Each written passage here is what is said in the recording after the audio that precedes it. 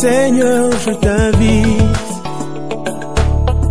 pour écouter la parole éternelle, car c'est l'heure du choix. C'est l'heure du choix. C'est l'heure du choix. C'est l'heure du choix.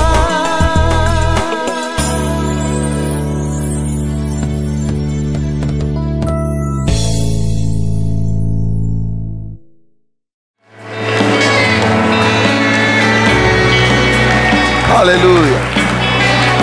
Entends mon cœur, Seigneur. Entends mon cœur. Entends mon cœur.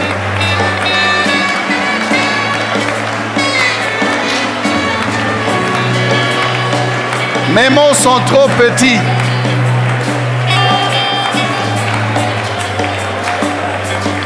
Mes mots sont insignifiants. Mes mots n'ont pas assez de force pour rendre, Seigneur, oh Dieu, tout l'amour que j'ai pour toi. Pour exprimer tout l'amour que j'ai pour toi.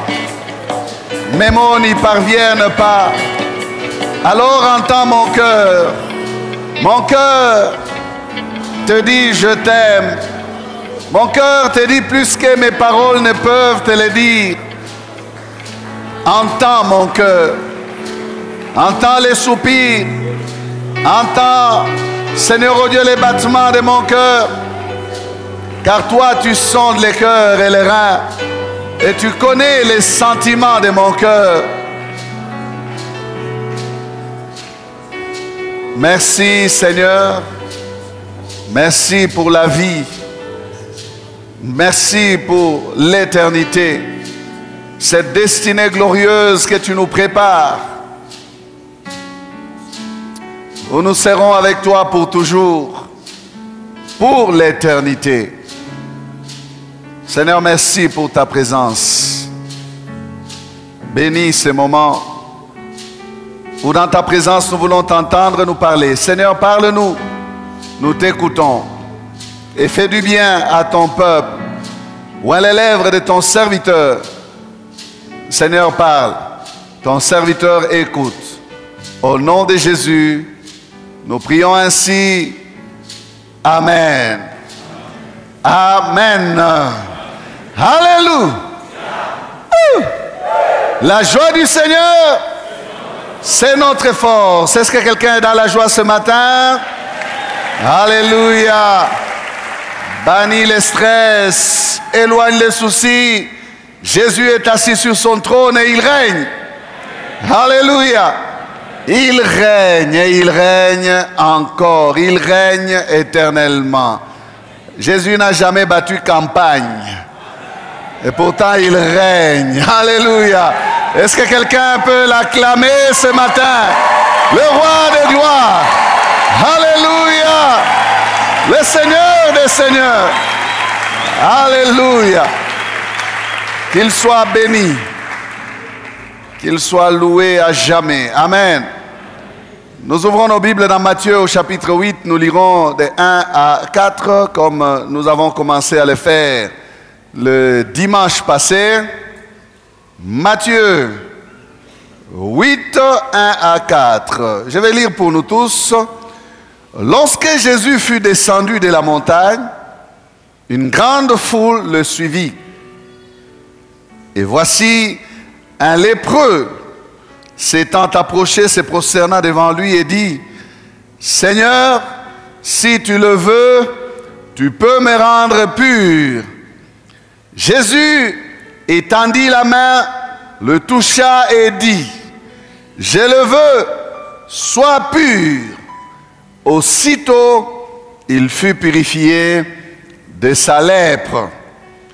Puis Jésus lui dit: Garde-toi d'en parler à personne, mais va te montrer au sacrificateur et présente l'offrande que Moïse a prescrite, afin que cela leur serve de témoignage. Amen. Nous proclamons notre texte de l'année. Mes destinées sont dans ta main. Encore avec conviction. Mes destinées sont dans ta main. Amen. Bon appétit. Nous sommes encore dans la pensée de la lèpre. Dans la pensée de la lèpre avec les lépreux purifiés. Les lépreux a été purifiés par le Seigneur. Et nous étions en train de commencer à donner les deux leçons. Nous avons partagé la première leçon.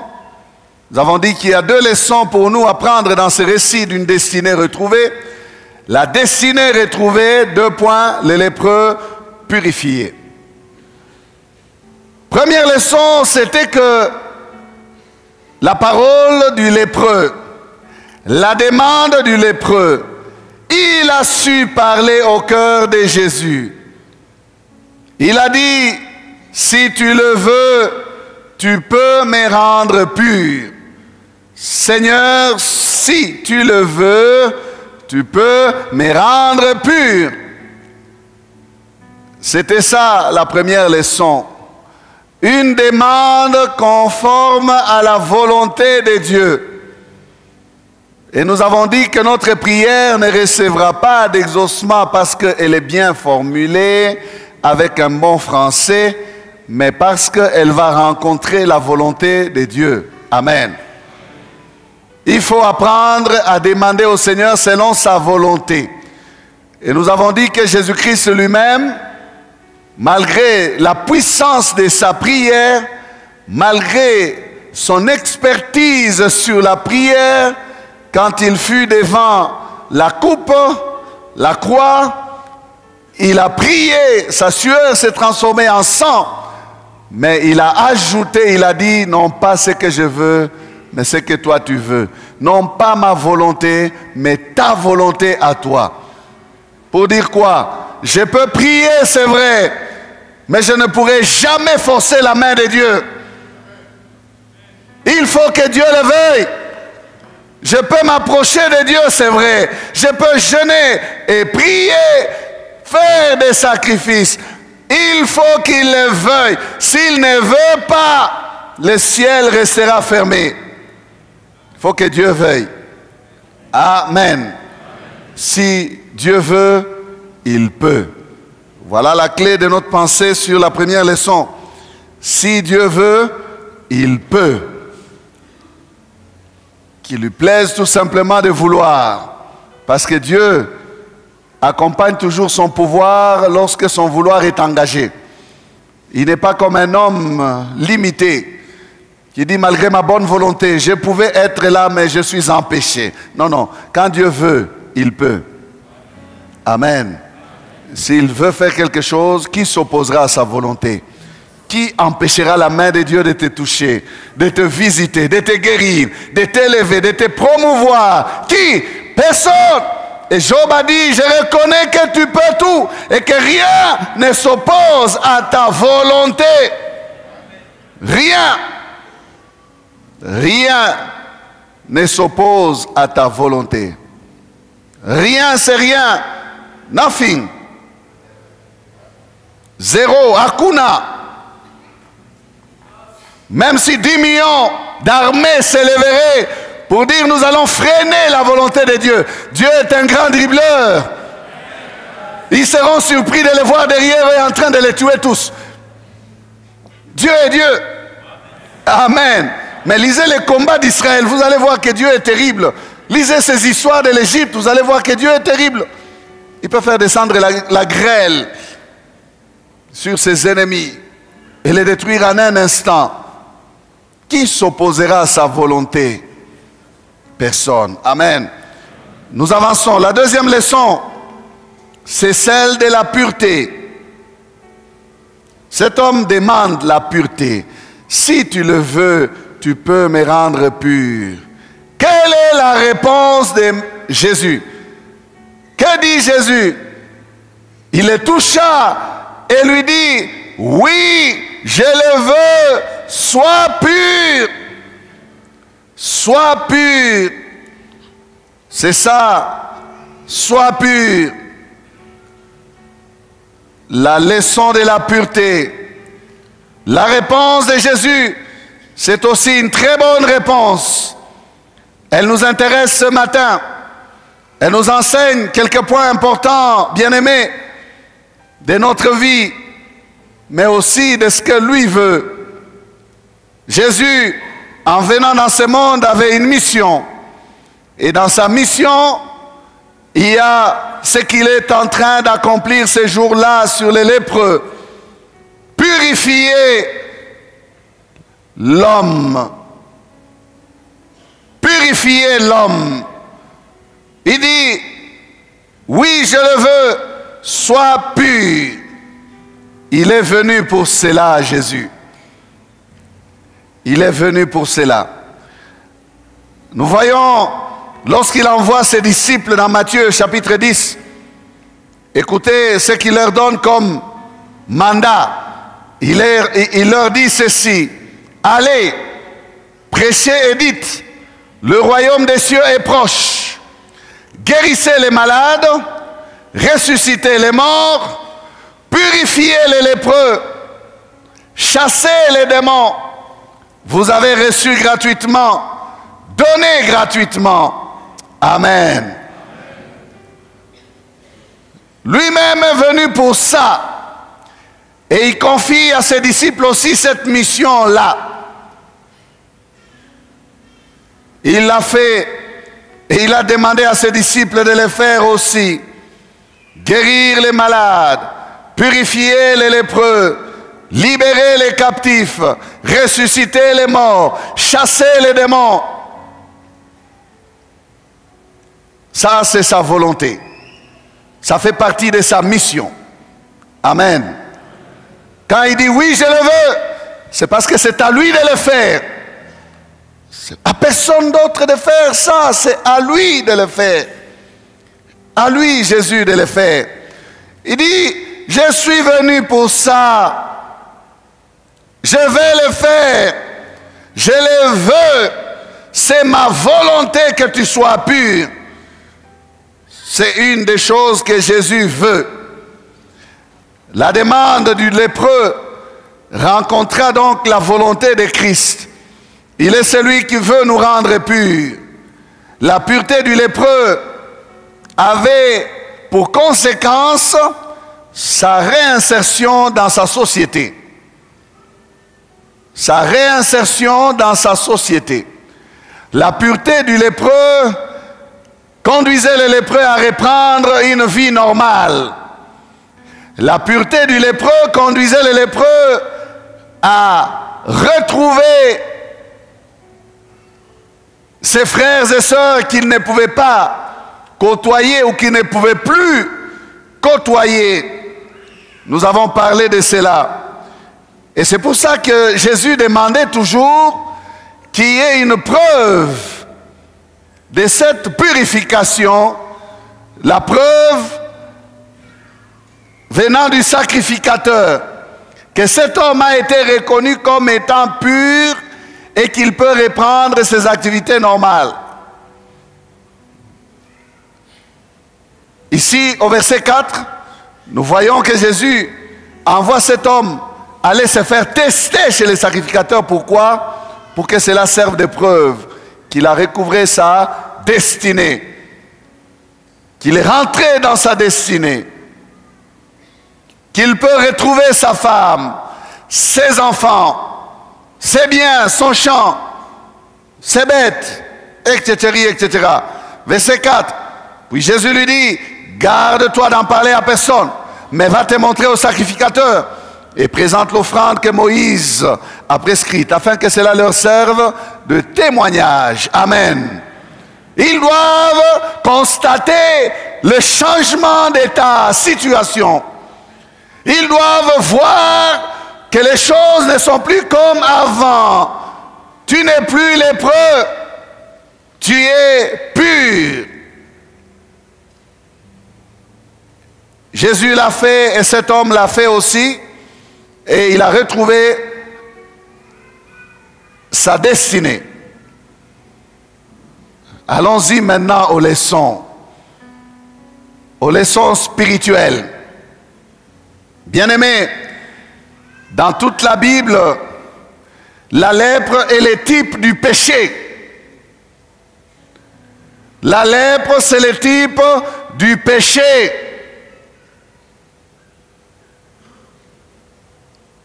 Cette deuxième leçon est une leçon de pureté. Pureté. Nous devons comprendre, bien-aimés, que nous n'avons pas une destinée à vivre dans le péché. Notre destinée est destinée à la pureté. C'est la volonté de Jésus. C'est la volonté de Dieu pour nous. Nous devons comprendre la leçon de la pureté dans notre destinée. Pureté. Quelqu'un peut dire avec moi, pureté. Amen. Le péché rend impur, autant que la lèpre rendait impur dans l'ancienne alliance, dans l'Ancien Testament. Dans la Nouvelle Alliance, c'est le péché qui rend impur. Un homme pécheur est un homme impur. Le péché rend impur, autant que la lèpre rendait impur autrefois. Bien-aimé, le péché sépare de Dieu. Le péché tue plus que la lèpre. Le péché tue. Les gens pouvaient chercher à se faire guérir de la lèpre. Mais de nos jours, les gens ne cherchent pas à se faire guérir de la maladie du péché. Et c'est ce qui est bizarre. Alors qu'ils connaissent bien la volonté de Dieu, qui dit que le salaire du péché, c'est la mort. Le péché tue plus que la lèpre. Il tue plus que la lèpre, bien-aimé. Le péché cause des dégâts énormes, et à l'homme et à son semblable. Plus que la lèpre, le péché est une gangrène qui ronge. Plus que la lèpre, le péché est contagieux. Le péché est contagieux. Il affecte l'homme et il affecte aussi son environnement. Il affecte l'homme et il affecte ses semblables. Le péché. Jean 8, verset 34, Jésus dit, en vérité, je vous le dis, le répliqua Jésus, quiconque se livre au péché est esclave du péché. Quiconque se livre au péché est esclave du péché. Esclaves. Combien sont esclaves du péché? Pouvez-vous, pendant que vous entendez ce message, rentrer dans votre cœur et voir quel est le péché qui domine votre destinée? Quel est le péché qui écrase votre destinée? Quel est le péché qui revient souvent dans votre vie? La chose que vous n'avez pas vaincue. Vous vous relevez, mais vous retombez encore dedans. Vous vous relevez, mais vous vous retrouvez encore dedans. C'est laquelle? Le péché est à la base de la destinée détournée. C'est un obstacle majeur de la vie de Dieu dans l'homme, le péché. Le péché est un tueur de destinée. Tueur de destinée. Bien-aimés, les gens sont partis très tôt à cause du péché. Ils sont partis très tôt avec un avenir prometteur, comme les hommes disent, avec leur diplôme, avec une bonne carrière, avec une bonne situation sociale. Mais le péché les a fauchés et ils sont partis. Combien sont partis avec des talents, avec des dons, avec des capacités à bouleverser le monde? Mais le péché les a entraînés. Bien-aimés, le péché est un tueur de destinées. Il tue des destinées. Et le péché n'a de respect pour personne. Il ne respecte pas la personne qui l'aide à s'exprimer, le péché. C'est un ennemi qu'il nous faut clouer à la croix, le péché. Il ne respecte pas la personne qui l'aide à s'exprimer. Il va te rendre ridicule. Ridicule. il te fera perdre la face. Malgré que tu t'es attaché à lui, tu l'as caressé, cajolé, tu l'as réalisé, tu lui as permis d'être connu, les péchés. Mais il te rendra ridicule. Le péché éloigne de Dieu. Il prive l'homme de la gloire de Dieu, les péchés. Tous ont péché et ils sont privés de la gloire de Dieu. Regardez, bien-aimés, les hommes peuvent avoir la gloire du monde, mais ils sont privés de la gloire de Dieu. Que faut-il rechercher? La gloire des hommes ou la gloire de Dieu? Non, bien-aimés, il faut rechercher la gloire de Dieu. Parce que vous pouvez avoir toute la gloire du monde et ne rien valoir. Vous ne valez rien. Devant Dieu, vous êtes zéro. Vous pouvez être privé de la gloire du monde, être un homme saint, peut-être mourir pauvre, comme le pauvre Lazare, mais avoir accès à la gloire de Dieu. Quelle grâce que de ne pas être privé de la gloire de Dieu. Qu'est-ce que les hommes recherchent? La gloire du monde. Être bien avec le monde. Être applaudi, acclamé par le monde. Bien souvent, plusieurs personnes, dans leur conduite, dans leur comportement, ils cherchent à faire plaisir à ceux qui les observent, en négligeant à plaire à Dieu, en vivant dans le péché, en faisant des compromis avec le monde.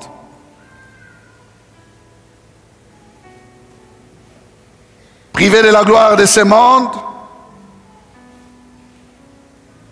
mais ayant la gloire de Dieu. C'est mieux qu'être privé de la gloire de Dieu et ayant la gloire de ce monde. On ne vaut rien. Ce matin, Jésus dit à quelqu'un que tu peux être pur. Il dit, oui, je le veux. Oui, je le veux. Sois pur. C'est sa volonté que nous vivions dans la pureté. Quand cet homme dit, si tu le veux, tu peux me rendre pur. Il dit en d'autres termes à Jésus, aide-moi à revenir à une vie normale. Aide-moi à me retrouver dans la société. Je ne vis plus bien. Je suis fatigué de vivre hors du camp, loin des miens, loin de ma famille. Ce fut un cri que le Seigneur a entendu et il a exaucé la demande de cet homme. De la même manière, bien-aimé, les cris du pécheur devaient être celui-là. Dieu attend, il attend le cri du pécheur. La Bible dit qu'il use de patience, ne voulant pas que les pécheurs meurent. Dieu aime les pécheurs, mais il hait le péché. Dieu n'aime pas le péché, il aime les pécheurs. Alors si tu vis dans le péché, ne pense pas que Dieu tolère ta mauvaise vie, non. Dieu use de patience, il souffre. Dieu ne peut pas te frapper directement parce qu'il a déjà réglé la chose en son Fils Jésus. C'est ça la grâce. Mais toi tu es en train de bafouer la grâce. Tu te réjouis parce que tu te dis, malgré que j'ai fait le mal, je vis encore. Tu confonds la patience de Dieu, sa bonté, sa longanimité devait te pousser à te repentir en urgence.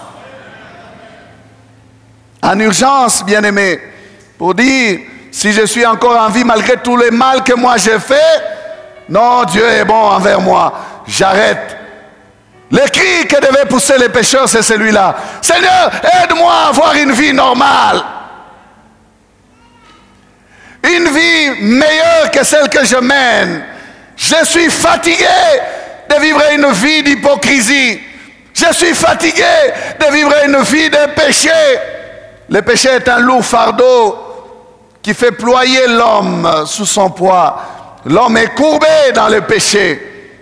Il doit crier vers le Seigneur pour qu'il se redresse et qu'il mène une vie normale. Une vie normale selon Dieu, pas une vie normale selon le monde. Non. Dieu attend que tu pousses ces cris-là, bien-aimé. Comme le père de ce fils prodigue attendait son retour. Le fils prodigue s'était décidé à pousser ses cris. Il a dit, j'irai vers mon père. Je dirai à mon père, j'ai péché contre toi et contre le ciel. Voilà les cris de la repentance. Où est la repentance de nos jours? Il y aura très peu d'amen à ce message. Où est la repentance? Merci mon frère, il faut répéter comme ça pour que ça entre encore. Où est la repentance de nos jours? Où est la repentance? Si le péché t'avait banni de la présence de Dieu, bien-aimé, sache que Jésus est venu pour te réconcilier de cette présence-là. C'est par Jésus que tu peux revenir vers ton Père, vers ton Dieu. Tu peux à nouveau, après t'être repenti, jouir de la communion de ton Dieu. Mais cela passe par la pureté. La pureté. La pureté, c'est la sanctification. Personne ne dit Amen. Voilà. Non, je m'attends à cela. Je m'attends vraiment à cela. La pureté, c'est la sanctification. C'est l'une des choses que Jésus veut. C'est l'une des choses que le Père veut. 1 Thessaloniciens 4, versets 3 à 5. C'est que Dieu veut.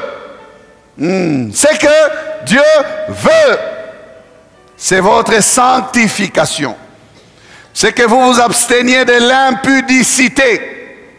C'est que chacun de vous sache posséder son corps dans la sainteté et l'honnêteté, sans vous livrer à une convoitise passionnée, comme font les païens qui ne connaissent pas Dieu. Amen. Cette parole est écrite à ceux qui connaissent Dieu, à ceux qui veulent marcher avec Dieu, à ceux qui veulent avancer avec Dieu, à ceux qui disent « mes destinées sont dans ta main ». Dieu veut que ta destinée se vive dans la pureté, dans la sanctification. Ne sois pas comme quelqu'un qui ne connaît pas Dieu, livré à une convoitise passionnée, débordante. Non, Dieu veut la sanctification.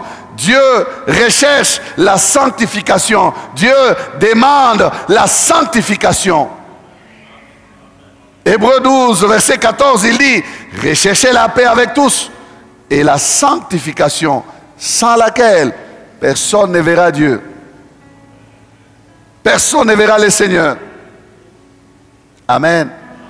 J'ai toujours dit sur ces versets que ce n'est pas que personne ne verra le Seigneur à la fin des temps. Mais ça signifie aussi que personne ne peut voir le Seigneur maintenant s'il le cherche dans la souillure, dans l'impureté. Tu ne peux voir Dieu car ses yeux sont trop purs pour voir le mal. Amen. Tu ne peux le voir si tu es dans le péché. Non. Tu ne peux le voir. Comment pouvons-nous confesser que nos destinées sont dans la main de Dieu tout en nous vautrant encore dans le bourbier du péché? Comment? Comment? Comment pouvons-nous confesser une telle parole? Nous sommes menteurs. Si nous vivons dans le péché, nous disons, nos destinées sont dans ta main. Nous ne disons pas vrai.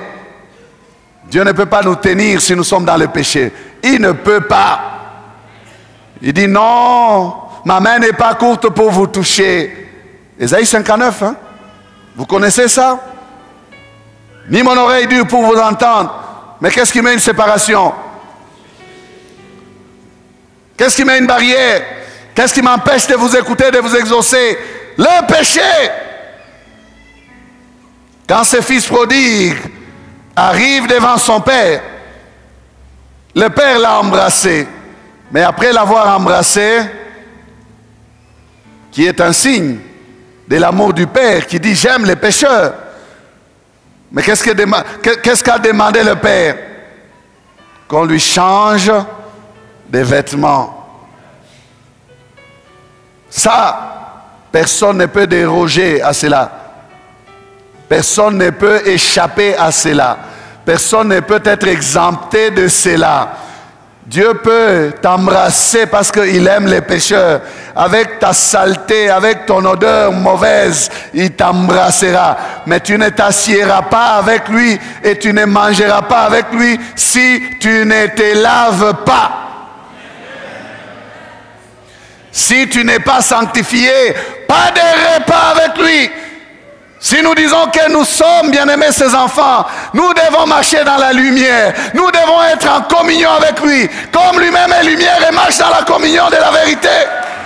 Nous ne devons pas marcher dans le péché et dire nous sommes enfants de Dieu. Non. Nous nous séduisons nous-mêmes. Nous nous trompons. On peut beau chanter des cantiques à l'église, lever les mains.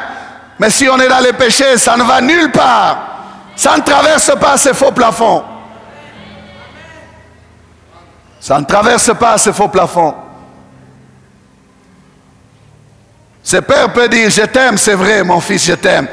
Je suis content que tu sois revenu. Mais tu ne peux t'asseoir avec moi dans ton état de saleté. Non, tu dois te laver. Le père prend le temps d'attendre. Pendant que l'on tue les veaux gras, l'autre doit se laver. Dit, donnez-lui une nouvelle robe. Tu ne vas pas travailler à cela. Il a déjà travaillé à cela. Tu dois seulement t'approcher et croire. Parce qu'il a payé pour toi. Lorsque tu t'approches avec la foi, tout est pourvu pour que tu retrouves une vie normale. Oui, je le veux, sois pur. Ce n'est pas toi qui a payé pour ça, c'est moi, c'est ma volonté que tu vives dans la pureté. Amen. Israël, peuple de Dieu, Israël a reçu la loi de son Dieu sur la sanctification. On ne laissait à aucun pécheur,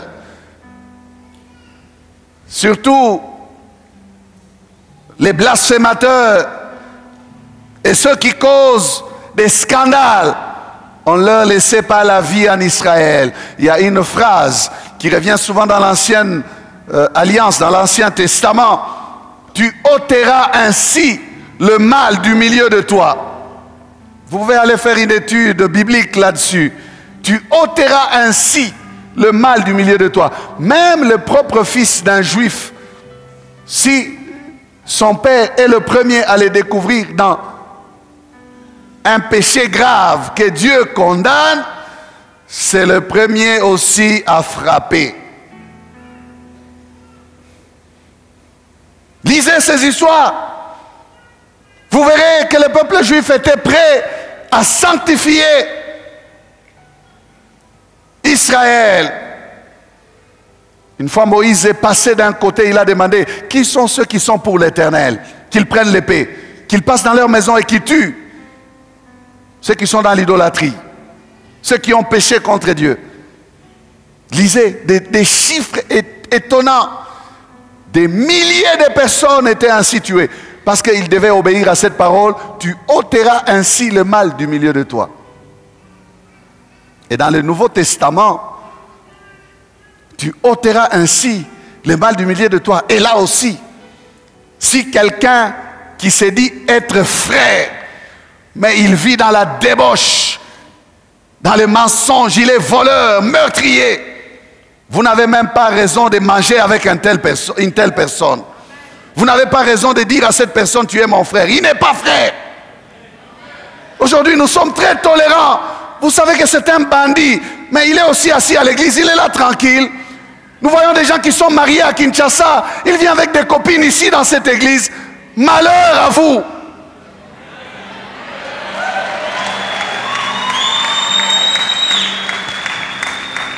Ils font des aventures. Et ils ont le courage même de venir à l'église. Qu'est-ce que tu cherches? Pendant que ta femme pleure, elle pleure à Kinshasa. Tu as le culot de braver Dieu. Toi, tu es courageux. Tu es courageux. J'ai parlé d'Israël, mais que je parle de nous. Et à nous, qu'est-ce que la Bible dit? 1 Pierre 2, verset 9.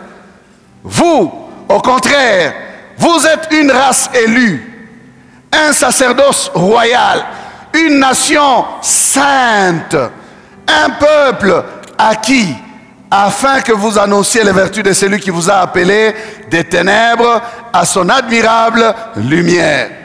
Une nation sainte, un peuple acquis. Bien-aimés, nous avons été acquis à un fort prix. À quel prix? Le prix du sang du Fils de Dieu. Le prix de sa vie. 1 Pierre 1, 15, 16 dit, mais puisque celui qui vous a appelé est saint, vous aussi soyez saints dans toute votre conduite. Selon qu'il est écrit, vous serez saints car je suis saint. Amen. Je vous ai encouragé à faire une étude sur ces choses. Vous allez voir que cette parole vient des Lévitiques. Donc c'est les mêmes exigences de sainteté qui nous sont opposées. Jésus ou Dieu ne diminue pas ses exigences en matière de sainteté. Non. Il dit cette parole à ceux de l'ancienne alliance. Il la répète à nous autres. Vous serez saints, car je suis saint. Est-ce qu'il y a un saint ici? Vous serez saints. N'attendez pas de mourir pour qu'on vous déclare saint. Vous serez saints. N'attendez pas qu'une commission vienne d'une ville quelconque pour venir étudier votre vie. Non, ceux qui vous voient vivre, ils doivent voir vos bonnes œuvres et ils doivent glorifier votre Père. Ils doivent vous déclarer saint. Ils doivent dire, cet homme prie vraiment. Cette femme prie vraiment. Amen. Vous serez saints. Soyons saints. Et c'est là dans toute notre conduite. Ça veut dire dans tout ce que nous faisons. Pas être saint à l'église seulement. Être saint à l'église seulement, c'est de l'hypocrisie. Changer de démarche à l'entrée du temple, c'est de l'hypocrisie. Quand tu marches au loin, là, tu marches comme ça. Tu arrives devant la porte de l'église, tu deviens comme ça. Mon santo locuta. Quand tu marches, hein, la sœur, quand tu marches là-bas, tu arrives ici, tu commences à être normal. Bongo.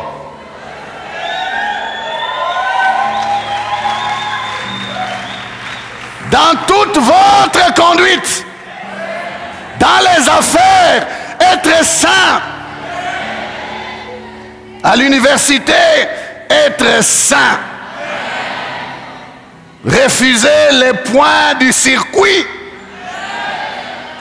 de la corruption. Refuser d'acheter des diplômes. Je peux m'arrêter sur ces choses, bien aimées. Il y a des gens qui ont été diplômés, mais ils n'ont jamais mérité leur diplôme. Et ils le savent. Magouille sur magouille. Dans toute notre conduite. Je parle d'une destinée de pureté. La volonté de Dieu, c'est que nous vivions une destinée propre, correcte. Combien de gens viennent avec des faux témoignages, même dans la maison de Dieu? Oh, Dieu m'a béni, j'ai acheté un véhicule. Tu l'as acheté avec l'argent de qui? Est-ce que c'est ton argent? Batoto yake beko na lia busiku na yua baonake franga. Wewe ushakuiba bwana wa batu. Oh, moi aussi j'ai maintenant un véhicule. Menteuse.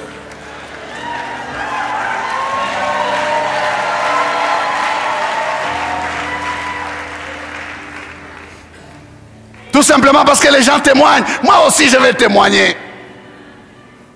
Moi aussi, maintenant, je ne suis plus locataire. Nyumba unayenga na franga ya l'État. Ya bwizi. Tu n'es plus locataire, mais tu vis dans une maison volée.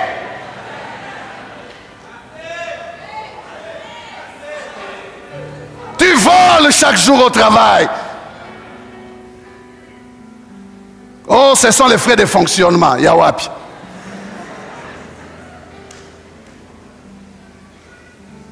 Et ce pays va aller de mal en pire tant qu'on ne parle pas comme ça. Hein? Moi aussi, j'ai fait ma campagne. J'ai fait la campagne de mon Dieu. J'ai fait la campagne de mon Dieu. Vous qui volez l'État, si vous voulez que ce pays change, arrêtez de voler l'État. Tout le monde dit dans ce pays, il y a beaucoup d'argent, il y a beaucoup d'argent. Est-ce que tout le monde a beaucoup d'argent? L'argent va où?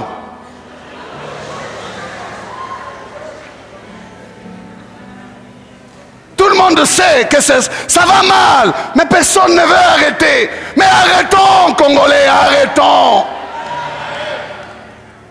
Arrêtons. Oui, c'est un bon discours de campagne, ça. Nous devons revenir à la justice. Nous devons revenir à une vie correcte. Nous devons revenir à une vie propre. Nous disons, nous sommes des chrétiens. Nous devons revenir à une vie normale. Pour manger, on ne doit pas voler. On doit mériter son salaire et avoir son salaire.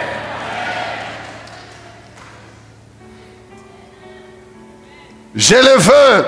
Sois pur. Sois pur. Sois pur.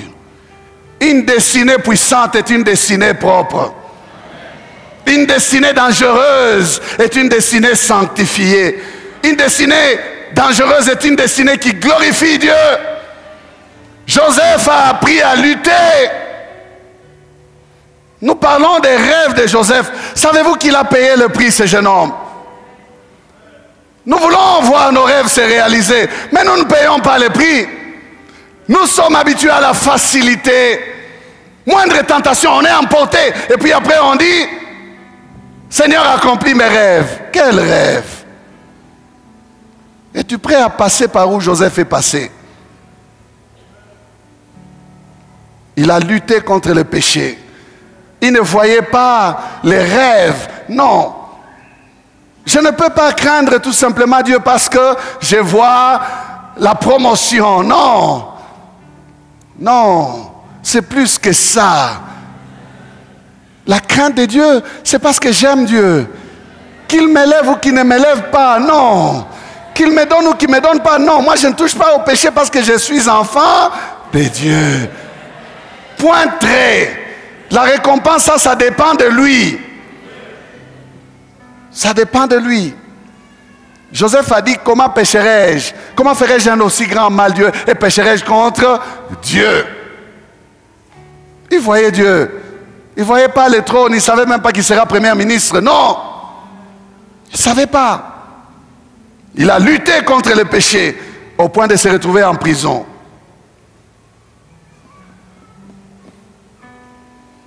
J'encourage cette femme qui m'a vu la semaine, qui travaille dans un organisme de l'État, qui a dit, je vais aller voir mon chef pour qu'on m'échange des postes. On m'a donné un poste de contrôleur de sortir pour aller dans les sociétés. Et ce qui s'est fait là, c'est pire. C'est mauvais. Ma conscience souffre, pasteur. Priez avec moi, je souffre. Combien de chrétiens font ça? Pourtant, ils demandent d'être placés dans ces services-là. Njokuleko kufranga. Chrétiens. Qu'on les place dans le poste de contrôleurs, des vérificateurs, des taxateurs, là où l'eau coule en abondance.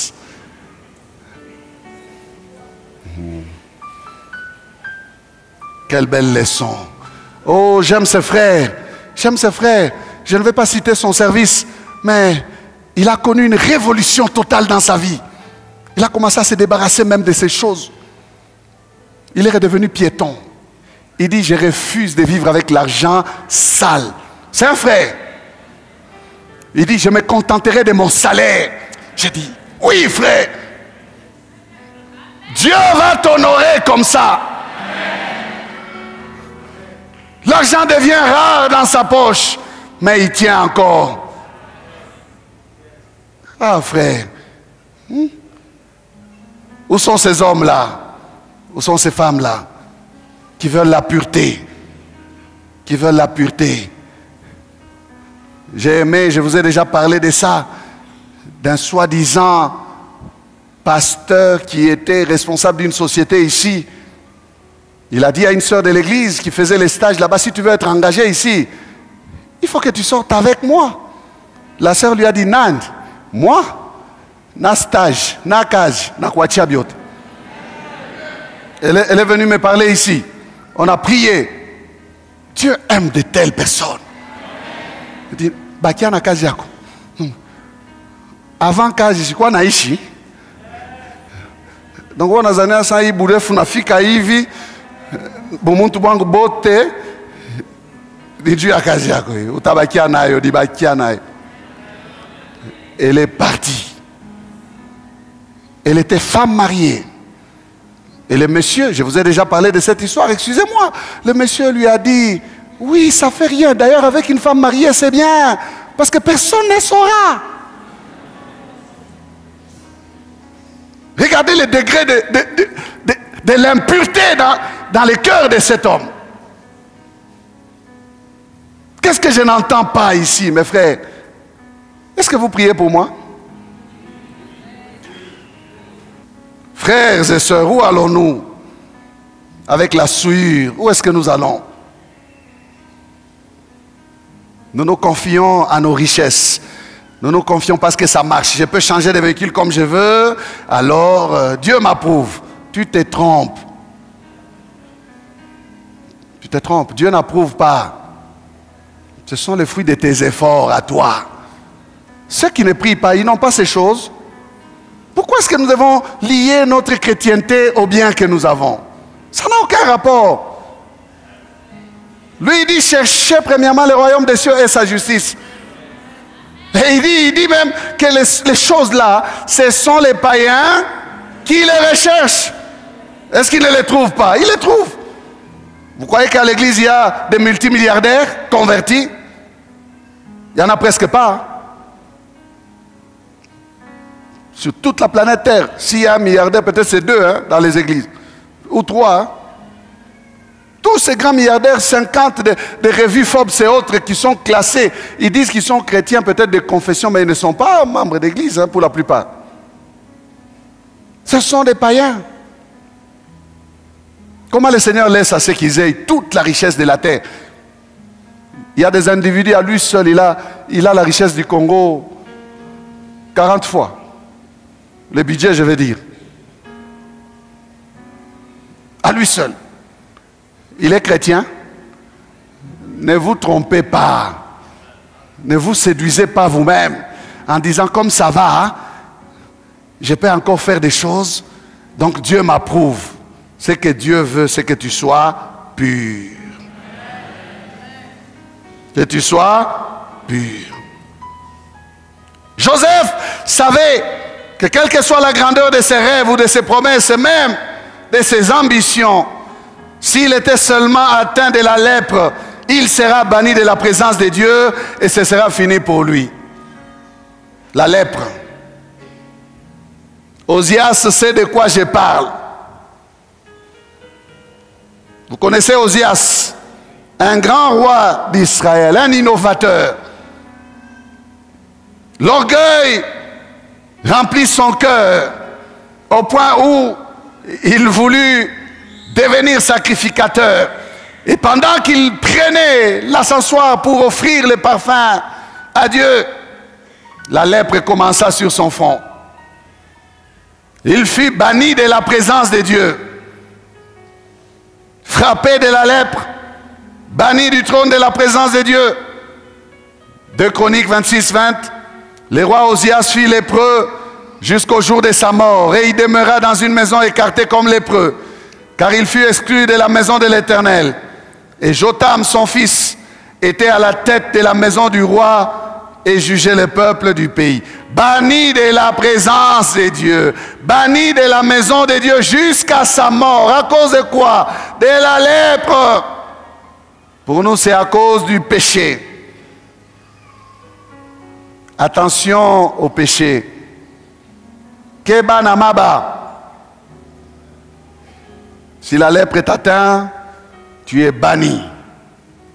Nous avons des hommes et des femmes bannis de la présence de Dieu, mais qui sont restés des formalistes. Ils ont la lèpre et ils osent se présenter devant Dieu, même dans la maison de Dieu. Non, on ne joue pas avec Dieu. Notre destinée ne se réalisera pas dans l'impureté. Jamais. Dieu ne nous donnera pas une destinée pour aller vivre loin de lui. Nous vivons dans sa main. Dit, nos destinées sont dans sa main. C'est dans sa main que nous devons vivre. Sa main est pure et sa main ne touche pas au mal. La Bible dit, dans 2 Timothée 2, verset 19, « Néanmoins, le solide fondement de Dieu reste debout, avec ces paroles qui lui servent de sceau. Le Seigneur connaît ceux qui lui appartiennent, et quiconque prononce le nom du Seigneur, qu'il s'éloigne de l'iniquité, qu'il s'éloigne du mal, qu'il s'éloigne du péché. » Bien-aimé, la mission du diable, dans ces temps de la fin, c'est de banaliser le péché. Le péché est banalisé. Dieu bannit le péché, le diable le banalise. Dieu bannit le péché, le diable le banalise. Il veut faire à ce que le péché devienne le mode de vie. Des choses que l'on réprouvait autrefois. Les nations se battent pour les placer dans leur constitution, dans leur loi, pour les approuver et les encourager. Et le diable donne des moyens. Il mobilise les médias. Les combats se passent à ce niveau-là, pour que nous puissions nous habituer au mal et accepter que c'est normal. Le péché devient la norme. Bien-aimés, regardez même dans nos quartiers. C'est l'homme qui fait le mal qui est applaudi, qui est acclamé. C'est lui qui veut ce qui est correct et hué. On se moque de lui. On dit, il vient d'où celui-là? Il est de quel siècle? C'est ça ce que l'ennemi veut. Banaliser le péché, nous amener à accepter l'inacceptable et à vivre dans la boue. Alors là, il est content, il aura atteint sa mission, parce que Dieu rejetterait plusieurs. Bien-aimé, c'est un combat.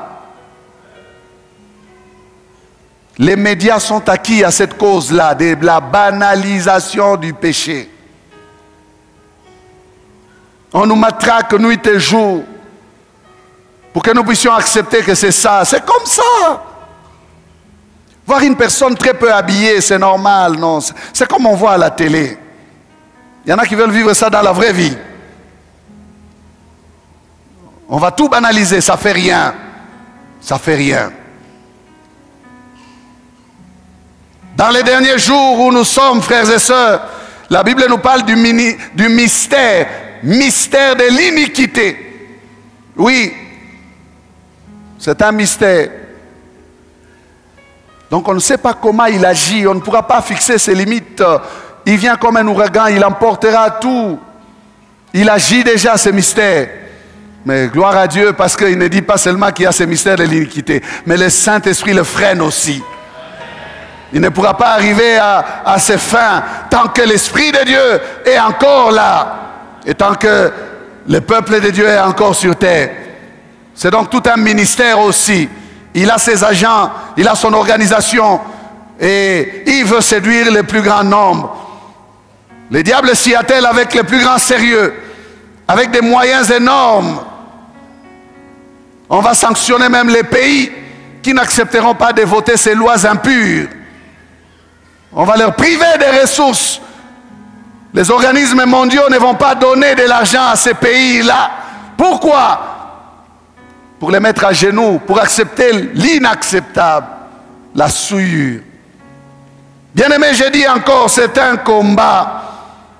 Nous ne devons pas nous décourager, parce que même dans les temps de la fin, la Bible nous dit dans Daniel 11, verset 32, « Mais ceux du peuple qui connaîtront leur Dieu agiront avec fermeté. » Est-ce que tu connais ton Dieu? C'est le temps de la différence. C'est le temps de la distinction. Amen. Ceux qui connaissent leur identité d'enfants de Dieu doivent rester fermes. Ils doivent rester debout. Dieu veut la sainteté. Dieu veut la pureté. Tout ce qui se fait dans la sainteté, c'est bon. Tout ce qui se fait dans la sainteté, d'ailleurs, ça se fait dans la lumière. Amen.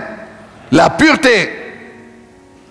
Les vases que Jésus recherche sont des vases purs. À Cana, il y avait 6 vases qui étaient dehors. Mais la Bible dit qu'ils servaient aux purifications des Juifs.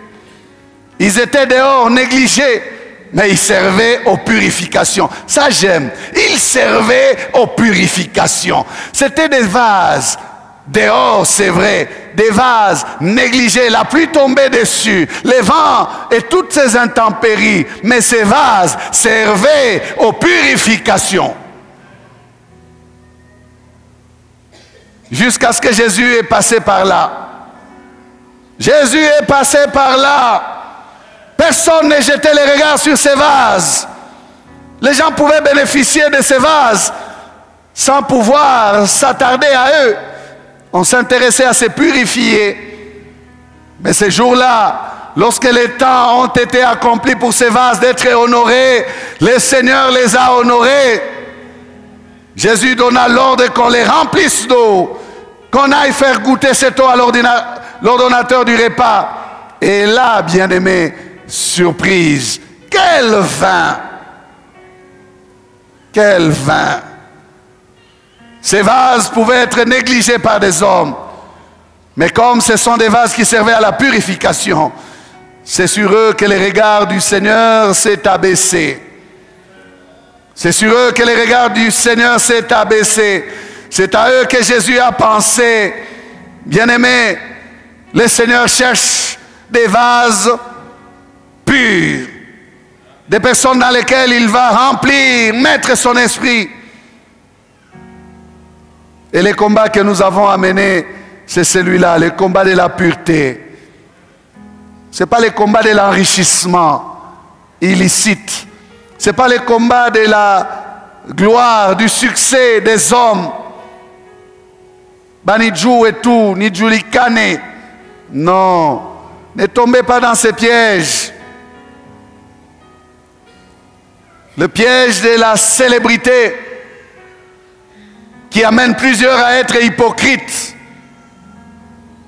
à vouloir chercher l'approbation des hommes. Le combat se passe au niveau de la pureté. Garde-toi pur, parce que ton maître te veut pur. Garde-toi pur, ma soeur, sois pur. Le Seigneur va t'honorer. Garde-toi pur, et ton mariage sera glorieux. Garde-toi pur, mon frère, même dans le chômage. Et tu trouveras un temps où le regard du Seigneur va s'abaisser sur toi. Il se souviendra de tes sacrifices. Fiancés, gardez vos fiançailles pures. Je n'ai pas parlé de ça. Combien d'impureté dans les fiançailles? Ici, tous ceux qu'on marie ici ne sont pas purs. Plusieurs sont souillés. Et plusieurs fois, c'est parce que je suis patient envers eux que j'accepte même de bénir certains d'entre eux. Combien reviennent après me confesser des choses? Bien aimé, je pleure des fois. Pasteur, j'ai menti. J'étais enceinte. Les urines que j'ai amenées au test n'étaient pas mes urines. Jusqu'à ce point-là, ici. Combien de fois je pleure avec ces gens? J'ai dit, mais comment tu peux faire des choses comme ça? Comment? On veut la main de Dieu, la bénédiction. Vous vous rendez compte? On veut la bénédiction. Mais avec un faux départ. Jésus veut des fiançailles pures. Il n'y a pas une semaine. Dimanche passé, un couple m'a coincé ici. J'ai dit, je suis occupé, laissez-moi entrer dans l'église. Non, ici. Pasteur, nous voulons confesser, nous voulons confesser. Fiancé. À peine il vient de doter, ils sont tombés. Ici. Vous voulez que je parle comment? Par les pieds. J'ai dit aux fiancés ici, n'allez pas faire le foufou. N'allez pas laver les vêtements. Que le fiancé là continue à faire ces choses lui-même parce qu'il a grandi comme ça. C'est pas parce qu'il t'a fiancé toi que tu vas aller faire le foufou chez lui. Ça c'est pas... Chez lui. Tu es allé faire quoi là? Tu es allé chez lui faire quoi? Fiancé, il t'est interdit de visiter le fiancé chez lui. Tu n'as pas raison d'aller chez lui. L'autre disait, oh non, j'étais là et puis la pluie a commencé, la pluie. La pluie a fait quoi?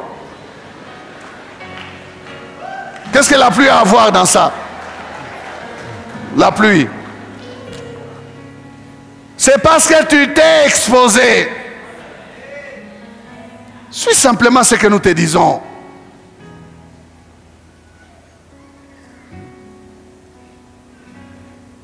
Ah, nous savons que nous n'avons pas tenu, nous ne vous avons pas honoré. Est-ce que moi je cherche à ce que vous m'honorez moi? Honorez la parole. Honorez votre Dieu. Honorez votre Dieu.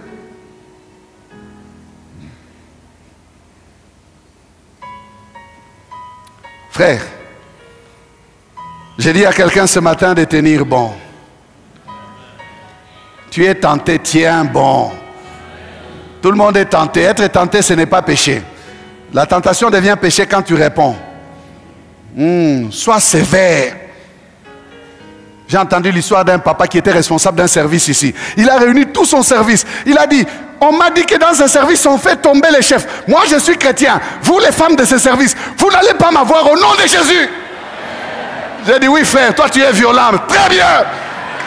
Préviens-les déjà. Que moi, je suis enfant de Dieu. Attention, attention. Ne venez pas, chef.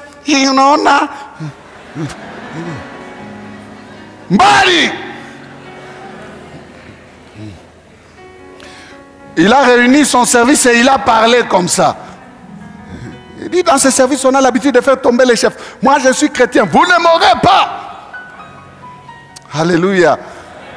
Dieu aime de tels hommes. Ils savent ce qu'ils veulent. Ils savent que leur destinée est dans la main de Dieu. Papa, garde-toi pur. Garde-toi pur. Reste avec la femme de ta jeunesse.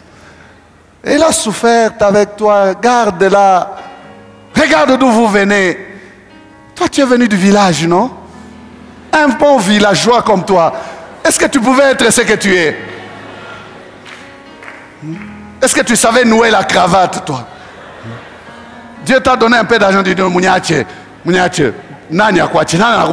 c'est toi-même qui fais des bêtises.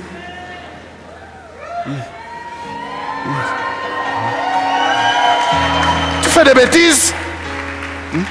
Si on te parle, non, elle me manque de respect.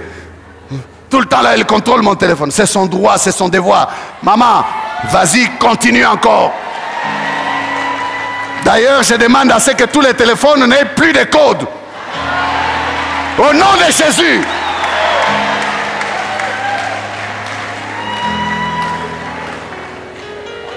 Qui sont pour moi? Alléluia. Enlevez le code. Vous mettez le code. codes parce qu'il y a l'impureté, la souillure. Enlevez les codes.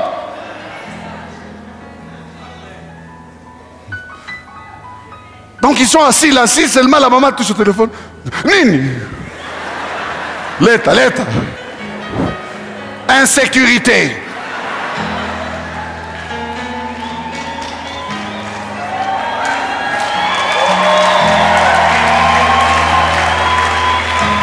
Enlevez les codes au nom de la pureté. Et s'il y a un code, que la femme le sache. Amen. Sois pur. Je le veux, sois pur. Ça, c'est la volonté de Jésus. Le temps est parti, frère. Je ne sais même pas si j'ai terminé. 2 Timothée 2, 21. Si donc quelqu'un se conserve pur, en s'abstenant de ces choses, il sera un vase d'honneur, sanctifié, utile à son maître, propre à toute bonne œuvre. Des hommes que Dieu veut utiliser sont des hommes purs. Les femmes que Dieu cherche, des femmes pures. Pures. Tu seras un vase d'honneur. Jésus va t'honorer. J'ai dit, tiens bon. Et si tu es dans le péché, 1 Jean 1,9 te dit, si nous confessons nos péchés, il est fidèle et juste pour nous les pardonner et pour nous purifier de toute iniquité. Ce dimanche, c'est un dimanche de confession, un dimanche de repentance. Répands-toi, reviens. Le Seigneur va te pardonner et il va te purifier de toute iniquité. Pour ces lépreux, il fut aussitôt pur. Et il est devenu un homme qui a aidé à la renommée de Christ. Marc 1, 45 pour terminer. Mais cet homme, s'en étant allé, s'est mis à publier hautement la chose et à la divulguer. De sorte que Jésus ne pouvait plus entrer publiquement dans une ville. Il se tenait dehors, dans les lieux déserts. Et l'on venait à lui de toutes parts. Parce qu'un homme a parlé de ce que Jésus a fait. Il est devenu un vase d'honneur. Il s'est allé, il n'a pas réussi à garder le secret. Il a trahi Jésus. Il a commencé à divulguer ce que Jésus lui a fait. Et Jésus a eu encore plusieurs personnes qui sont allées vers lui. Si tu te conserves pur, tu seras un agent qui va attirer des gens à Jésus. On cherchera à connaître ton Dieu. Comment toi tu es une jeune fille mais tu ne souffres pas comme nous là? Tu n'es pas rempli de convoitises. Tu ne cherches pas ces cabellos chers. Tu as toujours tes cheveux naturels. Comment tu es de quel siècle? Non, je suis chrétienne. Amen. Et les gens vont chercher ton Dieu. Baissons la tête.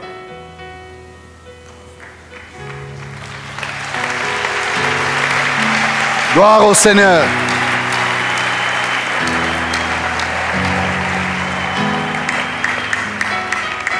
Ce jour-là, ce jeune homme est rentré en lui-même. C'est là qu'il a compris qu'il était loin, éloigné de son Père. Le péché t'est banni de la présence de Dieu. Il t'éloigne de la communion de ton Dieu. Rentre en toi-même maintenant. Regarde. J'ai dit ce matin est un matin de repentance.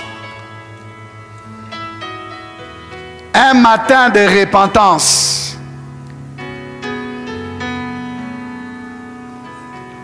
Un matin de repentance.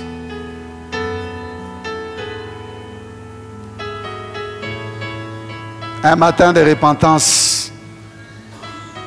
Quel genre d'appel veux-tu que je fasse? Rentre seulement en toi-même.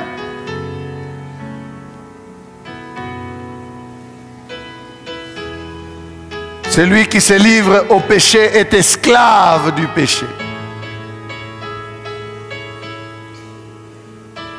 N'aie pas honte des hommes, commence à te mettre debout et à dire Seigneur, ça c'est moi. Je reviens, je veux arranger avec toi. Je vais arranger avec toi.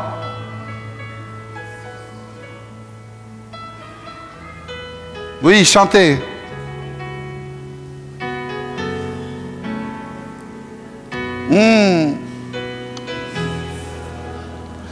Un matin de repentance, bien-aimé. Reviens.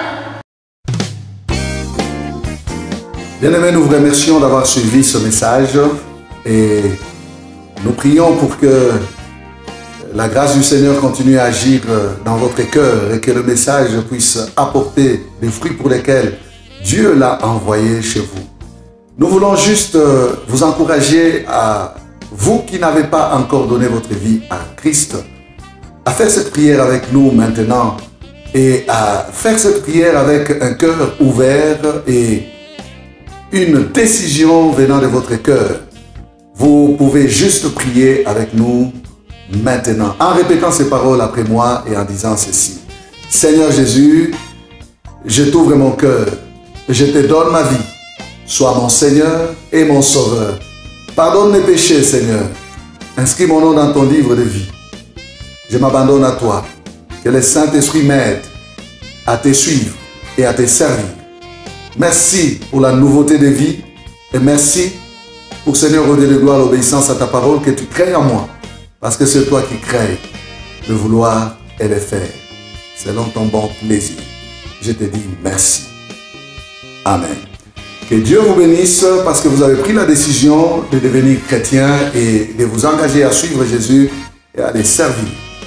Vous pouvez nous contacter au numéro qui apparaît à l'écran et nous serons toujours disposés à répondre à vos questions, à vos préoccupations.